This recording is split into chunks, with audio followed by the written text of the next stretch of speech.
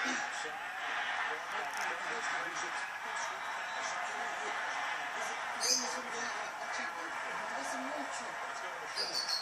Sam Baker's gone back to the locker room. He's officially questionable with that knee. They were looking at his left knee, and I'm told that's the same knee, Al, that was bothering him this weekend and throughout last week's game as well.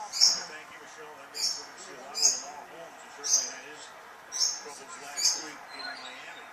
Here's everything he played a good first half of that game, and I was out there with the Cowboys back here around the second half.